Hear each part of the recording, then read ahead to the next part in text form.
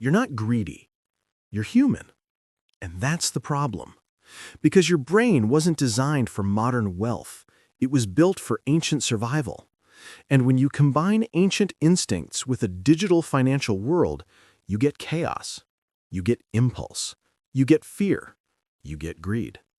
Today, we're going to expose a truth that very few people know. Greed isn't a character flaw. It's a brain flaw. And if you don't understand it, your money will control you instead of the other way around. Welcome to Fund Money Mental. Let's start with the uncomfortable fact. Your brain has no idea what money is. It knows food. It knows shelter. It knows danger. It knows survival. But money? Money is too new, too abstract, too symbolic. So what does the brain do? It treats money like it treats every other survival resource. And that's where the trouble begins. Because the same system that once told your ancestors collect berries before winter is the same system pushing you today to chase more, to want more, to hold more, even when you have enough. Money became the modern berry, and your brain is still stuck in the cave.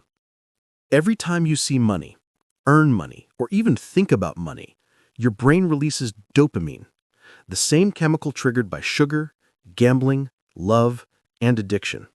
But here's the trick. Dopamine is not the feeling of happiness. It's the feeling of anticipation. It's not "I feel good," it's "I might feel good soon."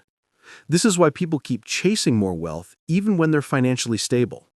The high doesn't come from having money. It comes from wanting more. The chase becomes the drug, not the reward. Scientists once put people in MRI machines and watched how the brain reacts when someone loses money. The surprising discovery?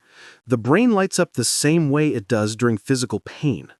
That means losing $100 hurts your brain more than gaining $100 makes it happy. This is why you hesitate to invest. This is why you panic sell. This is why you hold on to failing assets. This is why you fear risk more than you embrace opportunity. Your brain is protecting you, but it's also limiting you.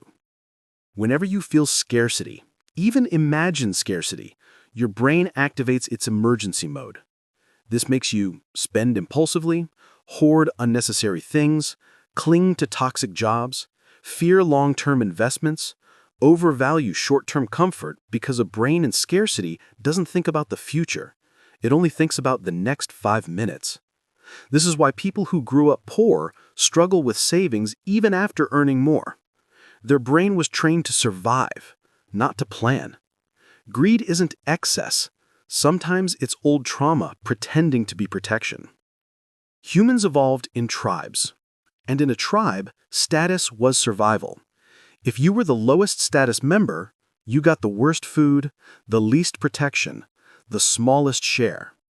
Your brain learned early, if others have more, I might die.